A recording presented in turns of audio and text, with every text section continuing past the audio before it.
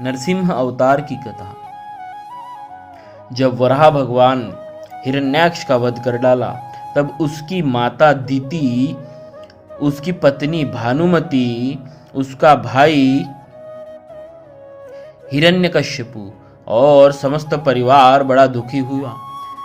दैत्येंद्र हिरण्याकश्यपु ने सबको समझा बुझाकर शांत किया, परंतु स्वयं शांत नहीं हुआ। हृदय में प्रतिशोध की ज्वाला धधकने लगी। फिर तो उसने निश्चय किया कि तपस्या करके ऐसी शक्ति प्राप्त की जाए कि त्रैलोकी का राज्य निष्कंटक हो जाए और हम अमर हो जाए। निश्चय कर लेने पर हिरण्यकशिपु ने मंदराचल की घाटी में जाकर ऐसा घोर तप किया कि जिससे देवलोक भी तप्त हो गए। देवताओं की प्रार्थना पर ब्रह्मा जी ने जाकर उससे अमरत्व छोड़कर अन्य कोई भी मनचाहा वर मांगने को कहा। उसने कहा कि मैं चाहता हूं कि मैं आपके बनाए हुए किसी प्राणी से मृत्यु न हो। भीतर बाहर, दिन में रात में आपके बनाए हुए प्राणियों के अतिरिक्त और भी किसी जीव से, अस्त्र शस्त्र से, पृथ्वी या आकाश में कहीं भी मेरी मृत्यु न हो। युद्ध में कोई भी मेरा सामना न कर सके। मैं समस्त प्राणियों का एक छत्र सम्राट बनूं। इंद्रादि समस्त लोकपालों में जैसी आपकी महिमा है वैसी ही मेरी हो। तपस्वियों और योगियों, योगेश्वरों को जो अक्षय ऐश्वर्य प्राप्त है वही मुझे भी दीजिए। ब्रह्मा जी ने एवमस्तु कहकर उसके मांगे वर उसको दिए। वह अपनी चतुराई पर बड़ा ही प्रसन्न हुआ कि मैंने ब्रह्मा को भी ठग लिया। उसके न चाहने पर भी मैंने युक्ति से अमरत्व का वरदान ले ही लिया। यह जीव का स्वभाव है। वह अपनी चतुराई से चतुरानन की कौन कहे भगवान को भी धोखा देने का प्रयत्न करता है। वैसे ही हिरण्यकशिपु ने भी अपनी समझ से मृत्यु का दरवाजा बंद ही कर लिया था, किंतु भगवान ने जब चाहा तो खोल ही लिया। वर प्राप्त कर उसने संपूर्ण दिशाओं, तीनों लोकों तथा देवता, असुर, नर, गंधर्व, गरुड़, सर्प, सिद्ध, चारण, विद्याधर, ऋषि, पितृगणों के अधिपति, मनु, यक्ष, राक्षस, पिशाचपति, भूत और प्रेतों के नायक तथा संपूर्ण जीवों के स्वामियों को जीतकर अपने वशीभूत कर लिया। इस प्रकार उस विश्वजीत असुर ने अपने पराक्रम से संपूर्ण लोकपालों के स्थान छीन लिए। स्वयं इंद्र भवन में रहने लगा। उसने दैत्यों को आज्ञा दी कि आजकल ब्राह्मणों और क्षत्रियों की बहुत बढ़ती हो गई है। जो लोग तपस्या, व्रत, यज्ञ, स्वाध्याय और दानादि शुभ कर्म कर रहे हैं उन सबको मार डालो, क्योंकि विष्णु की जड़ है द्विजातियों का कर्म धर्म और वही धर्म का परम आश्रय है। दैत्यों ने जाकर वैसा ही किया, परंतु जहाँ त्रैलोक्य में इस प्रकार धर्म का नाश किया जा रहा था, वही हिरण्यकशिपु के पुत्रों में प्रहलाद जी जन्म से ही भगवत भक्त थे।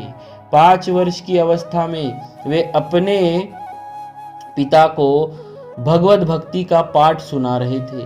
पुत्र को अपने शत्रु विष्णु का भक्त जानकर उसने यह निश्चय कर लिया कि यह अपना शत्रु है जो पुत्र रूप में प्रकट हुआ है, अतः उसे मार डालने की आज्ञा दे दी।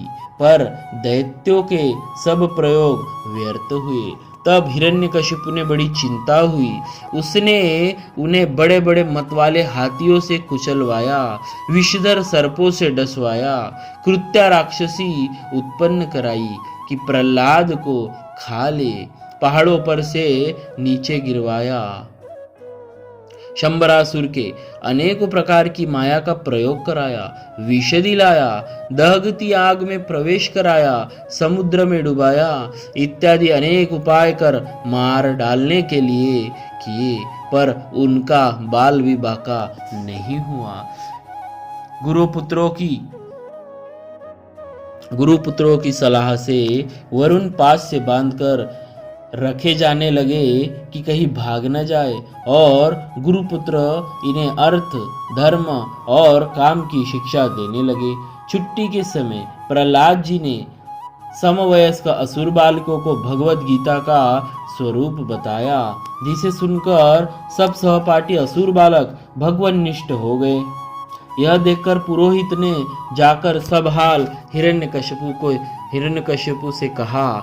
सुनते ही उसका शरीर क्रोध के मारे थरथर कांपने लगा और उसने प्रहलाद जी को अपने हाथ से मार डालने का निश्चय किया। उन्हें बुलाकर बहुत डांटा, झिड़का और पूछा कि तू किसके बल पर मेरी आज्ञा के विरुद्ध काम किया करता है। प्रहलाद जी ने उसे सर्वात्मा, सर्वशक्तिमान भगवान के स्वरूप का उपदेश दिया। वह क्रोध से भरकर बोला, देखूं वह तेरा जगदीश्वर कहाँ है? अच्छा, क्या कहा? वह सर्वत्र है तो इस खंबे में क्यों नहीं दिखता? अच्छा, तुझे इस खंबे में भी दिखता है?